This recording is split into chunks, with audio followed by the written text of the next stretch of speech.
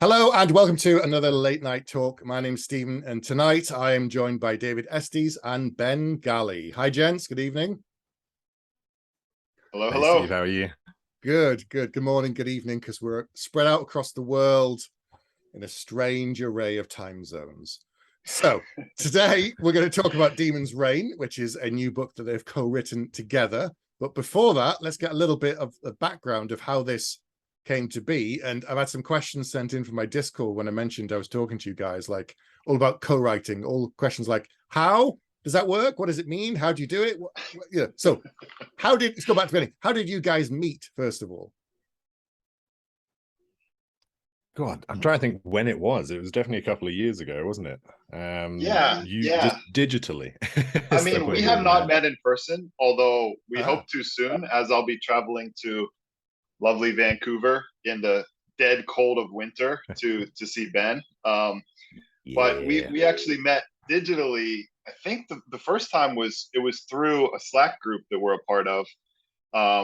That is pretty close knit. And so the people in that group, it's not one of these, everybody jumps on and you kind of just, say random things to random people. It's you get to know each other on a Mhm. personal level. We talk shop, we talk life, we talk struggles. mm. And so I've actually pretty much all of my really close author friends at this point were through that Slack, and we continue to talk on there today.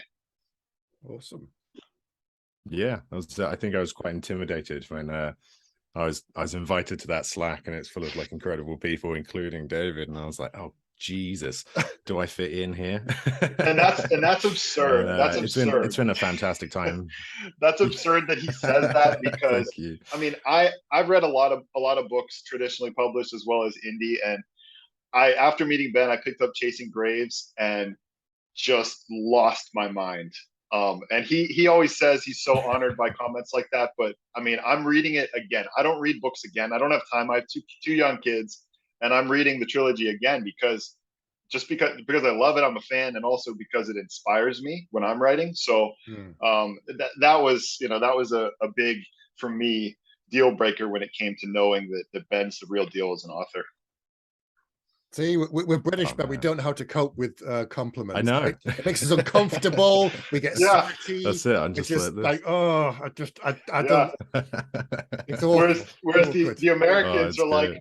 yeah, Of obviously I'm course, I'm so sliced bread. awesome. Of I'm course, you sliced wanted to bread. know me, dude. Come on, look who I am. Come on. As Brits, it's Oh just man. awkward. Anyway, let's move on quickly because we're both uncomfortable. Who came up with the idea of working together then on a project?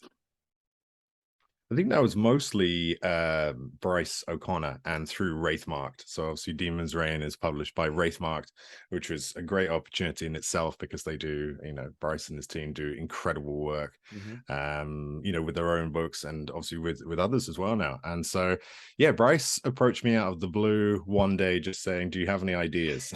And I was like, yes, I have a book full of them right here. And so yeah, we originally started with a new idea or a different idea as well, but I pitched this one to him, and Bryce is like, great, do here's the co-authoring idea, and gave me the pitch of putting together authors and producing these co-authored books together. So I know David, he's working with Dirk Ashton and GD Penman as well on some other books via Wraithmarked. And so Nice. yeah, Bryce just basically said, David, how do you fancy working with him? I was like, yes. Yes, please, because David's a fantastic writer as well. I'm going to make him uncomfortable now. Yes. Fantastic writer.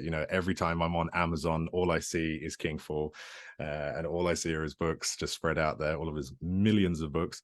And so I just leapt at the chance, as well as because in the Slack we'd gotten to know each other. Mhm. And I kind of respect a huge amount what David does, and I just felt like it was a great fit.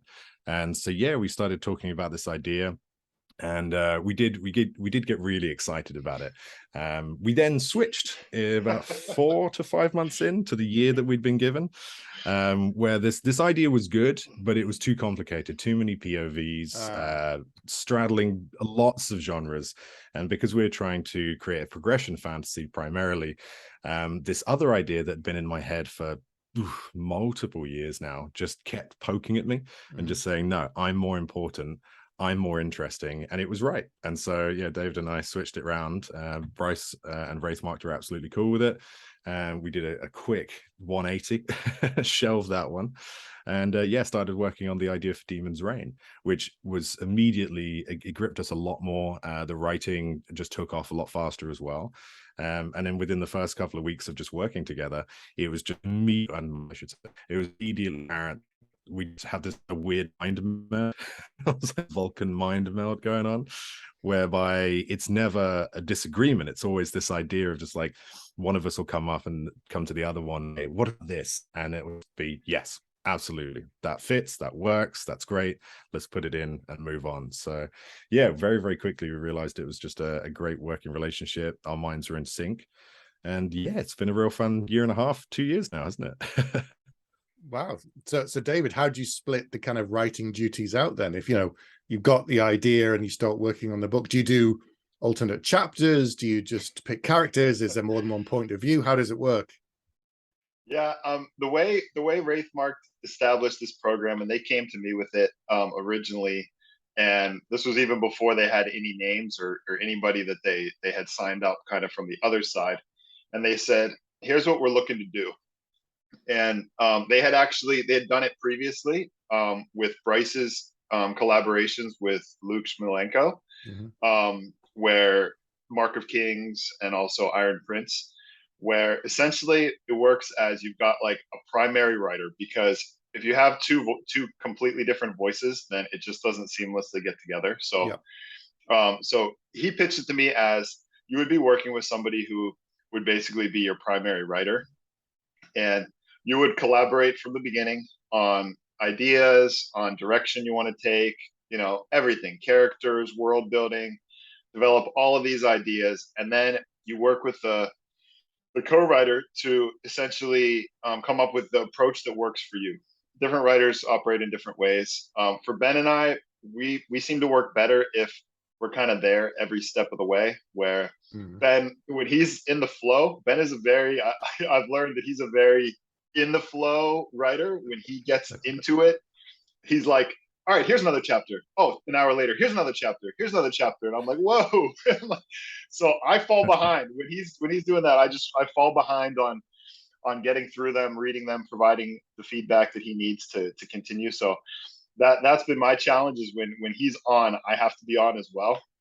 And so that's been really cool, because some of the other co-writers I've worked with, they work a little bit differently. Some of them are like, I want to write like a huge chunk of the book and then dump it on you to give feedback, and that works too. But the chapter by chapter thing seemed, for Ben and I, was just awesome, because it gave us the chance to pivot if we needed to. So if I got a chapter and it was like, oh, that didn't really end the way I thought it was going to be, or it didn't go in the direction that I thought would work better, then I can immediately give that feedback, and then we can steer things in a different direction if Ben agrees. And it's funny, like Ben was saying, I mean, we've got a demon in the story. There's a demon that's mind is basically, you know, getting kind of mixed up with the main character Tarko. And with us, I don't know who's the demon and who's the hero, but whatever it is, we end up on the same page. So we end up both wanting to do the same thing, which is really cool.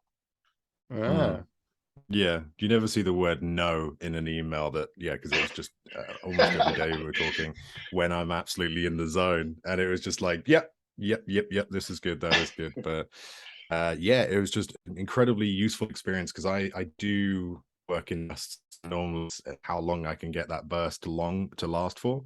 And you know, that's kind of part of the training and part of, you know, the work you do as an author, is just getting that writing style to be more consistent. And it's just really, really useful to have someone else, and again, someone who's really, really in your mind as well, to be able to just pick out the points that either you're worrying about, that you're unsure about. And David just definitely offered either encouragement or other ideas, or just general feedback, or just exploring, you know, I like this, but what if we did this? And I just found it incredibly useful, and it made the writing process, I think, faster for me, because, you know, less self-doubt, less imposter syndrome sneaking in, and because this is a big world with a lot of a lot of depth to it as well. So sometimes I just forgotten something or changed a character's name halfway through a chapter, and those sorts of things, obviously get caught later on, but it's so much better when they're caught, from the outset. And so yeah, I just found the whole process so enjoyable. We spent many hours on the phone, and I'm just like, I had this idea for this. Is this mental? Should we kill this guy off? Make this person a character? And yeah, they were just so useful to have.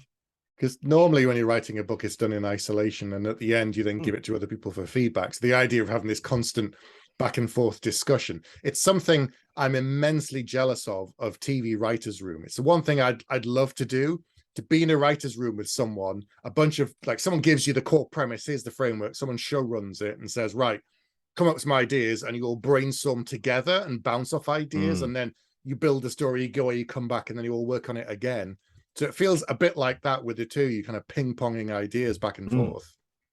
Yeah, absolutely. Like that scene in Forrest Gump where they're like a mile away from the table and they're just like hammering the ideas back and forth. That's how I see it. So yeah. Oh man, okay. It sounds really, really good. It sounds like a good process. Yeah, really enjoyed it. Happily, great to be doing it on a whole trilogy as well. Obviously, we're currently working on Demon's Rage, which I've gotten more chapters coming for you over the next couple of days, by the way, Dave. So just watch out. Nope. I'm trying to finish Kingfall book 5, and yeah, so I'm trying to sneak in the last, I don't know, 5 to 10 chapters before Ben starts slamming me again. That's it. Yeah. So how many projects are you working on at the same time then, David? Got my hands full. I mean, the good thing is I'm a very start a series, take it through to the end. I'm not one of these jumps from series to series to series. That's this crazy guy over here. And so it has allowed me to stick with my core series that I'm working on solo, and then also manage multiple co-writing gigs at the same time. So I've got 3 trilogies going right now. With Ben, we're halfway through book 2 of the Demon's Reign trilogy, and then the one with G.D. Penman. The first book is called Shadebound, and Penman, we could talk about him plenty. They are very good at what they do, which is just coming up with crazy off the wall magic systems, and has just managed to come up with a good one in that. But the writing is really taking off over there too. So book 2 is finished in that one, and book 3, from what I understand, is pretty far along. So that trilogy is going to be kind of early next year, will be knocked off. And then the last one, which is with Dirk Ashton, that one we're getting there. If anybody wants to start sending nasty grams to Dirk to write a little bit faster, but no, I'm kidding. He's an amazing. If anybody has read his previous work, just an amazing researcher. And even if it's fiction, there you go. The research, yeah, there you go. You got Paternus right there. So just an amazing. I mean, that's mythology, basically Percy Jackson for adults. But what he's working on with me is another progression fantasy, but it's centered around it's a dragon rider nautical system, but with a kraken that shows up. And these krakens have basically been, you haven't seen them in hundreds of years, and suddenly this kraken shows up, and so then you progress from there. And I mean, what he's sent me so far is off the wall brilliant, and just had me, getting out of my chair and cheering. The same kind of stuff when I read like Chasing Graves and Ben's work. And so I wish I could, light a fire for it to go faster, but I know that the process needs to take its own pace. So we've pushed that timeline back a number of times, but when that one comes out, it's going to be fun, a whole lot of fun. So those three trilogies, plus finishing up my Kingfall, the last book in my Kingfall series, and then I guess I'll move on to whatever else comes next. Yeah, wow, definitely keeps you busy. Glutton for punishments. Well, yeah, this is it. Working with all these writers, crazy writers. Yeah. So just tell me about the world that Demon's Reign is set in, Ben. Well, you said it came originally from a sort of an idea that you had, but tell me about the world and how you built on it. Yeah, I mean, the idea that originally I had, and it's just this, I normally just put like one line, maybe a couple of sentences, just an idea, and I'll just put it down. I'll give it a number in the book and then move on. But some ideas I write down and they just keep just just pinging me in my brain and just bothering me. And so this was one of those ideas, and it was primarily the idea of a forest world, which is something I'm fascinated with. The idea first came about when I started exploring, BC, where I live, and seeing, the giant forests, the huge redwoods and cedars that we have out here that are just mind-bogglingly massive. I have a picture of me next to one, and it's like we had to do it in almost like a wide shot just to fit the trunk in, never mind the actual tree. That was almost impossible unless you've got like a drone. And so, yeah, this idea of just like, why don't I extrapolate this? As a fantasy author, I can't leave anything in the real world. And so I suddenly thought, well, why not have a mile-high tree? Which is obviously we haven't even got to, as humans, a kilometer-high building yet. So it's kind of mind-boggling in size. And so, yeah, that was an idea that I really wanted to explore. And then a little time after that, I had this other idea about just having just this real fun setup between two characters where one is stuck in the other one's head. And again, it's very Venom inspired, which is one of the main elements that have really inspired the rest of the book and the world. So yeah, the world is very strict. It's very arboreal. It's taken from a lot of mythologies and kind of mixed up into hopefully something brand new. So it's non-Western. It is very strange. There's certain words I don't even use throughout the book, like soldier isn't used. We don't use the word guard. We don't use the word sunset or dawn. We don't use the word year. So there's all these elements that are hopefully very secondary and very immersive. And yeah, otherwise it's a world where you have these bloodwoods, these mile-high trees set in a forest of almost half a mile-high forest. All the other trees are quite massive as well. But in these bloodwoods, which are ancient 2,000, 3,000-year-old creatures, essentially, you have these cities. And these cities have quite strict laws. It's all based on ancestry and bloodlines and the order in which you're born. So the firstborn are the heirs, the secondborn, the soldiers, the thirdborn, the workers, and so on and so on. And these are the 7 essentially of forest ways. And so main character Tosi, he born quite a lowly thirdborn. That's the word I'm looking for. And so yeah, he's just lives a life of drudgery in this tree called Shalgara, until the sun turns black one day in an eclipse, and an old evil arrives on the edge of the swathe, and that is the demon, the last club. And so, yeah, they come to arrive, and that again was inspired a lot by BC and the wildfires that we have, obviously West Coast and West Coast of America as well. And so, that really does actually affect life out here for a lot of people in a lot of different ways. And having this, yearly aspect, these demons inspire that, and used to the world every 9 years just to basically pillage and destroy. And so now they're back, and Taco, unfortunately, is the one that has to stop them, and he ends up melded with one of their finest warriors, Cerisi. Her name's about this long. I knew at one point I'm gonna have to say it live. Cerisi Atheniel. That's it. So yeah, that's what she's called. And she is an incredibly powerful warrior, but from a completely different world. So you have these real fun scenes of just almost Venom-like. She's just like, kill him, eat him. And the main character, Taka, is like, I can't. That's not what we humans do. And it just goes on and on and on. Because obviously they hate each other for half the book, but he can't get rid of her. There's all this secrecy that he has to hide her all the time.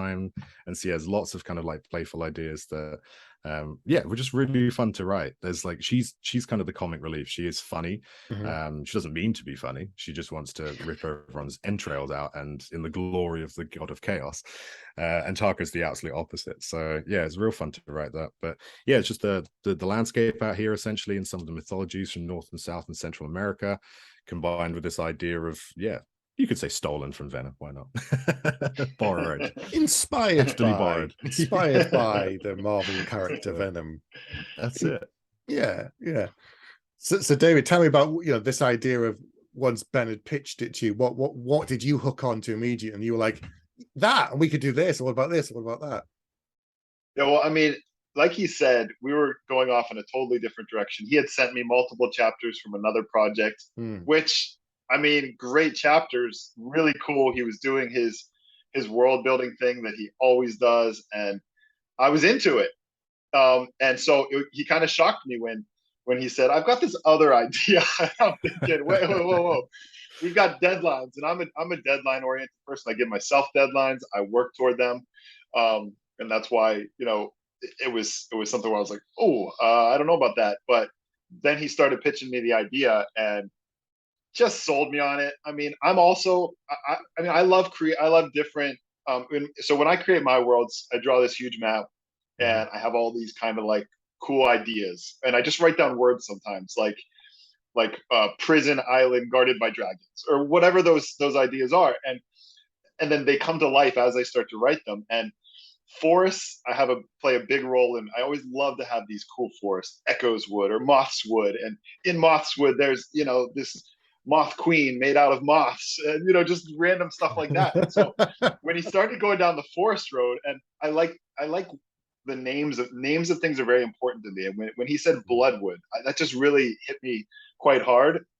And it's like it's redwood, but way cooler and way bigger. And by the way, these things can actually move and migrate if they need to. They don't really want to because they're so huge. So just imagine a mile-high, massive redwood on steroids plowing through the soil, just trampling everything. I mean, when my mind starts thinking about these kinds of things, it just kind of goes wild. And then you add in the mind meld with the demon. I mean, that's totally my thing. I'm all about like weird stuff happening like that. Strange characters, a character eats rocks, whatever. That just gets me going. And so he had me kind of sold on that. And then of course, Bryce being actually it was Ben and Bryce really in collaboration on the cover. That's not my thing. I'm not an artist. I have trouble seeing things. I have the words, but I can't bring them to life in picture form. So when the two of them got together and then created that absolutely nuts cover that shows that mind meld in picture form, that just kind of cemented it completely. I think one of the things that really spoke to you, and one of the best ideas that you brought to the table for book 2 as well, is the idea of like hummingbirds. So we have, obviously there's a hummingbird probably right outside there actually, because I feed them day in and day out. One almost took my eye out yesterday, in fact. they get real close to you to have a look at you, and it just came like this. I was like, whoa, Jesus. I was just trying to replace its sugar water. But in the world of the Swathes, we have lancewings, which are basically helicopter-sized hummingbirds. Right. So you have the lancers which ride the hummingbirds, and that was an idea as well. I think I definitely sold you on, but also has expanded thanks to you, where you have these gangs, these almost like biker gangs, the way we're putting it for book 2, of lancewings. So yeah, they're like so loud, they're so fast they can almost turn back time, nothing ever touches them, and they're kind of like the opposite of the demons in a lot of ways. But there's a lot of fun because Taco has to work from the outset he has to work with them, and they're just mischievous giant creatures. But yeah, it was that, and I think this world just gave us so much more of the chance to come up with those ideas for weird things and just odd stuff that goes on, which is exactly what I like to do. I like to have these little tiny characters or almost pastiches of things that they build the world. You don't really need to, they don't affect the story. You don't need to explore, but they're just there. They're mentioned. They're just, elements of weird. Why not? So have you put a load of things into this world building that you may come back to at some point, like in book 2 and book 3, and you just built up the different layers of magic and then demons and the world? Absolutely. Yeah, we left it kind of, book 1 is very centered around Shalgara, and even though it does kind of move around, it's very much you're within the city. And the idea with the world as well, they've spent so long in the trees that the loam and the forest floor has become this incredibly dangerous place that very few people dare to tread. And it is obviously almost in complete darkness in some spaces because you have the canopy above you. And so yeah, there's a lot more of the world to explore, which we're doing in book 2 and book 3. We've already seen 2 or 3 more Bloodwoods, and kind of more of the world, and we're about to see the biggest Bloodwood as well. And also, yeah, the magic is expanding as well, because it's elemental magic, which is where the inspiration of Last Airbender comes into play. So the world is, you basically drink the sap of the Bloodwoods called nectar.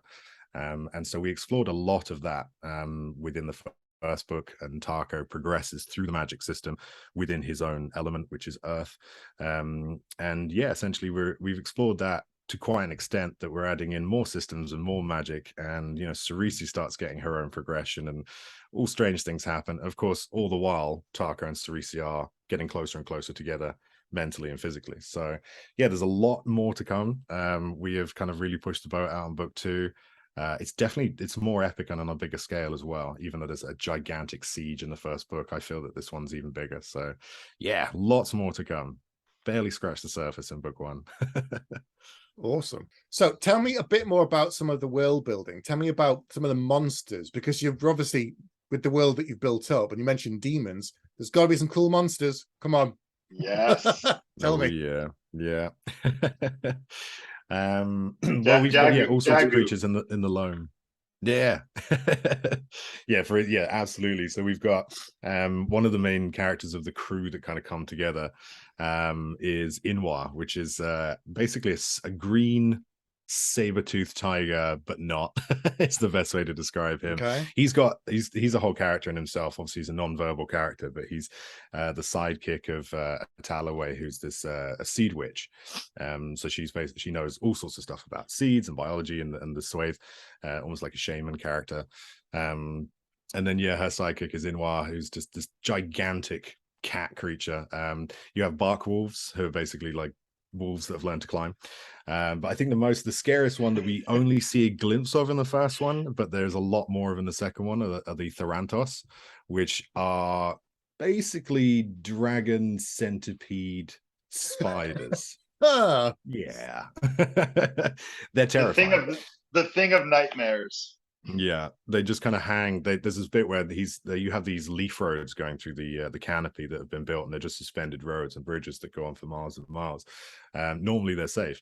However, there's one section where Taka and Cerisi are kind of wandering along this leaf road to get back somewhere, and they just see a shape just kind of unpeel itself from one of the giant branches and then drop down into the loam to strike something. And they are huge. They're about the size of your average bus, but they're also incredibly fast, full of legs, gigantic jaws in multiple different parts and pieces. So they are terrifying. There's also lots of creatures which we haven't even seen yet. There's, for instance, like ravens and eagles, which are enormous. They're even bigger than lancewings. But you haven't seen them yet. We might see them in book 3. Haven't actually told you about that one yet. Yeah, what are you talking about? Wait, exactly. You got to clear this with me before we go live. Say what? No, it was an idea that came out last weekend, actually. I was just like looking, because I was watching some ravens, and there's a bald eagle right there, actually, just hovering around Vancouver. And so it's more BC stuff being fed in, but we've got ranks like Eagleborn and other, Ravenborn and stuff like that. And so, I kind of want them to be mythological. And there's hints at it in book 1. We do kind of touch on it, but they've never really been discussed. Otherwise, there are these. There's the Navik, which are the demons' kind of foot soldiers. And the fun thing about that is that Bryce and the amazing cover artist we got, Yam. We'd sent the brief and we worked on it very closely. But Yam, used his artistic inspiration and created these little creatures that are standing around Taka and Cerisi. And I was like, we don't have them in the book. And so we thought, actually, no, we need like a smaller kind of like goblin or orc style creature that then pads out, these gigantic demons, which are usually about 9 foot tall plus. All different types of demons as well. But so we have these like Navik creature, which are just these scrabbly little pests that kind of move in waves like World War Z. They're horrible.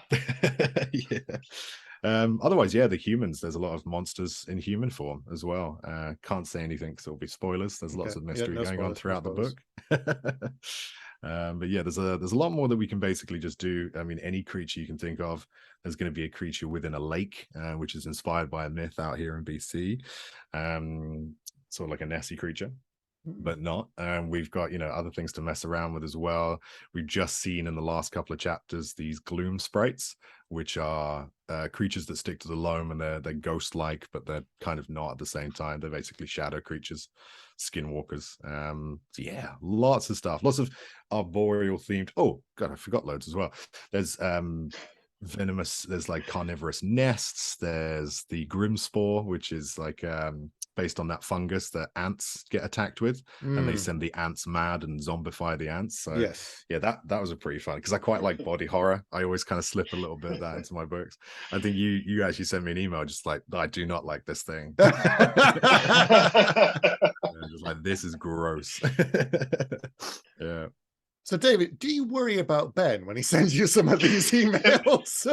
No, see, this is when people I know are like, should I worry about you? Because I do Yeah. the same thing. And I mean, I love having a dark edge to even when I wrote more like YA dystopian stuff before I got into epic fantasy, there was always, I always would put these kind of dark tinges to, you know, otherwise somewhat, you know, happy ending type of hopeful books. And I would write a point of view from a character that's just, man, evil. And people would be like, how do you write so accurately from that evil perspective if you're not, oh, wait a minute, you know? So Ah. so when Ben gets into this, I mean, this is the stuff that inspires me and keeps me going. Is just so cool. That kind of inventiveness. And I mean, Chasing Graves, I wanted to work with him because I was a huge fan of Chasing Graves, which has plenty of darkness. And we decided to take this one back more than one step, to try and, you know, make it a little bit more mainstream appeal. Mm-hmm. But at the same time, I didn't want to lose that kind of Ben's edge that he has, when he wrote Chasing Graves. And these kinds of creatures, as well as just the fact that you've got a demon invasion, really, I think, captured both of our imaginations in the right kind of way. Awesome. Same. Yeah, I'm quite proud of how we wrote the demons in a way, because there's a lot of feedback on them, and a lot of, you know, collaborative efforts on those. And yeah, there was one where I just almost scared myself, where the demons first appear through the flame, because they obviously, you have no idea that they're demons at that point. The reader has a glimpse in, but then yeah, Taco has no idea, and everyone thinks they're just myth. And there's this bit in a town where they just appear, and I was like, ooh, while I was writing it, like, oh god. Yeah, And you know, I like that element too that we were able to work in, which is the whole idea of deniers. I mean, in the real world, we have deniers of all different kinds. Yeah, believe it or not, yeah, you heard it What? here yeah, first. strange, isn't it? and, Yeah. and Fake news. Ben, he's just done a really good job, because you don't have the internet. And even, I mean, the internet makes things worse in some cases, but you don't have necessarily that super fast communication from Bloodwood to Bloodwood. You have, even once, you know, you're able to handle one group of deniers and be like, oh, look, I have a demon right here fighting us. Now do you believe it? And oh shoot, yeah. Then crossed away, the other Bloodwood's like, what you talking about? Demons aren't real. We haven't seen them in X number of years. So it's kind of cool to see just that as a separate struggle. Not just, we have to fight these demons, but we also have to convince people that we're fighting demons. So I like that kind of that political section to it. There's definitely a lot of that crept in, because I mean, yeah, we were writing it over the last year and a half, so I don't know, there's a lot on the news that might have sort of inspired a few Maybe. interpersonal conflicts and plots here and there. Yeah, just a little bit. Yeah. Current events creep in. They do creep Yeah. in. Yeah. Hearing you And talk plus, about. Go on. Go Oh, on. sorry. I was just gonna say, I quite like using epigraphs as well, which is always a nice way to just throw in a little, you know, comic relief. I use them for a lot. I've got one that's an excerpt from a book called Loam Survivor, which is just, I crack myself up. I know it's sad, but I like it. I was giggling away for like a day while I was writing that. But yeah, there's just other ones where like someone will make a kind of a statement, and then it will, in the explanation, being like, demons do this. Why who was the first to die like a demon. Just stuff like that. Just like little points. But yeah, there's a lot of, yeah, I wouldn't say it's like it I don't write, and I think you do the same as well, David. We don't really write books to make a political point at all, or a social economical point, anything like that. But things do naturally find their way in from real life. I mean, that's the thing. So there's a few little touches that I think people will recognize, such as will be like, ha, yes, I recognize that. Yeah, the way I always put it is we're reflecting the real world in a fictional world. I mean, that's just the way I write. And I mean, I always get a kick out of those, you know, whatever, 1-2 star reviews. This author is so woke, or, you know, this author is trying to make a political statement. I'm like, I'm not actually. I'm just trying to write stuff about dragons, if that's all right with you. And it makes me laugh a bit. But I just feel like, you know, writing just needs to make people be able to connect with it. And in order to connect with it, there has to be some degree of reality, even in the craziest fictional world. So That's kind of what I've built my living on, and tried to infuse some of that into this story as well, in terms of the characters and the character development and whatnot. Yeah, the best fantasies is holding up a mirror to the world that's slightly askew, and you're telling stories that there's enough that people recognize, they can connect, but at the same time it's very much not our world. But things creep through the gaps. You know, there are things that just come in that people will pick up, and they can choose to interpret it from real world events if they want to. Sometimes it's inspired by them, sometimes it's not, but it depends what's in the news at the moment. It's very much, you know, a book lands and goes, oh, it's inspired by that. That's just out at the moment. Thinking, well, if I wrote it 2 years ago and it's just come out now, how am I influenced by what's just happening in the news? So, time travel. Exactly. There's always time travel. Riddle me that one, Batman. Yeah. So tell me about the progression fantasy aspect of the book and the series. For those who don't know about progression fantasy, tell me about it. Yeah, I mean, David, this is kind of more your influence. I'm more than happy to take it, but if you want to, I feel like I've been babbling about monsters and trees for a while now. Yeah, I mean, the progression fantasy is not a new thing, but it has become new and shiny because of the great work of authors who have found a way to, I guess, hone it and fine tune it into its own niche genre, which I love, which I think is really cool. There's a lot of genres that have been doing that lately, and hey, for me, it's if you can get readers who might not otherwise read, or a whole new set of readers, or readers that have been reading for years, and then being like, oh, this is a cool new thing that I've never thought about before. But I guess what we tried to do with this was take the progression aspects that a lot of fantasy novels already have, and give it a little bit more structure. So, I mean, Kingfall, I've got loads of progression fantasy type elements in it, but I would never call it a progression fantasy.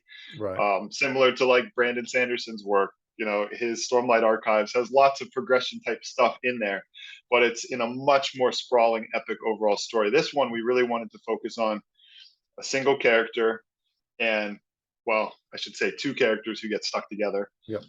And how I guess the unique spin we put on it was how they progress together to reach a goal, versus if they were on their own, they would be progressing totally differently, and how that causes struggles in their progression, as well as allows them to progress quicker in some cases, or in ways that other magic users wouldn't be able to. And I guess just putting that structure around it really took the story from something that would have been really cool to something that you can kind of follow along at home. You can see that if he gets from here to here, he's got a shot at winning this war. If he doesn't make it, then it's going to be trouble. And if he progresses at the right time in the right place, then he's going to kind of make the difference in the story. And I guess that's something else that I found interesting about progression fantasy is generally those kind of stories make no qualms about telling you that the hero is going to get there at the end. Right. And we're kind of the same. Like Tarko, he's going to get there, but to get there, there's going to be struggle after struggle after struggle, and we're going to put him through it. And so I kind of like that idea of everyone's like, all right, how's he going to do it? He shouldn't. He's in this current situation. There's no way he should be able to get to the next level, but he'll find a way. And so, that's kind of our job, is to come up with those steps to get from basically worker bee to hero of Shalgara. Yeah, it was kind of fun because, I mean, I've written, again, progression elements without necessarily knowing. Obviously, progression in its, I'd say, most base form is a part of fantasy in any case. The old trick of the stable boy or the orphan, and the heir of the kingdom. It's always kind of been an element of progressing a character. But progression fantasy as a term, as a genre, it was really fun to delve into it and find out essentially, what are the elements of progression fantasy. Dave was a massive help in doing that, again, because you're a bit more, I would say, more clue than than I was when we were starting out. And so, yeah, I wouldn't say it's, a lot of people have asked, well, how is it very, very hard progression? Is it stats? Is it, more towards the lit RPG element? And we made a conscious decision to make it quite balanced and accessible from, like David said, people who might not have read progression, or maybe not not sure what it is. So there's lots of rankings, lots of, you know, the tribes have their rankings as well. So in every facet of the Swathe and of Shalgara, there's this element of, you know, there's always someone above me, essentially. Right. There's a ladder to climb, quite literally in some cases there is to climb. And so for that, it was quite interesting, but also useful for me as a writer and for us in general, because I'd never used that many rankings or that kind of defined a system before. Right. Yeah. It's just kind of more emotional development or, you know, power over time sort of development through struggle. And, you know, the classic moment of, you know, they looking like defeat, she's defeated, and then just standing up that last time, which we all love, that little dopamine hit. Yeah, it's really, really useful. The writer also as a world builder to create the structure and then actually put people through it. And I think it gives a real measurable account or measurability of how a character or characters are doing, essentially. And it's fun just to have these rankings and literally see, you know, Tarka get promoted, which is something I haven't really done before. And then unlocks all these abilities as they go. And it's a progression first book with Cerisi and Tarko, because her hold or her power fluctuating alongside his growing power as well. And so she's kind of, you never know whether she's an enemy or a friend or an ally throughout the whole thing, even though they start to kind of get used to each other. But there's always this element that, you know, he's growing power at the same time. And so she has progression, less ranked and less structured, but definitely going on, become structured in the second book. And yeah, it was just real fun. I mean, elemental magic is not something that hasn't been explored before. There's a lot of magic systems out there that are elemental, but I think we brought something new, newish in the way that, you know, the sources of this world, these magic users, have to depend on the nectar that is the sap that comes from Bloodwood. The Tarka stands out immediately, not needing any of the nectar. He can just do it in his own way. And again, yeah, that was quite fun to do. Yeah, excellent. Well, it sounds like this, you know, you're halfway through book 2 now, and you know it's a trilogy. It sounds like this both enjoyed this process and something you'd want to do again and work together again in the future. Oh hell yeah. Yeah, I mean,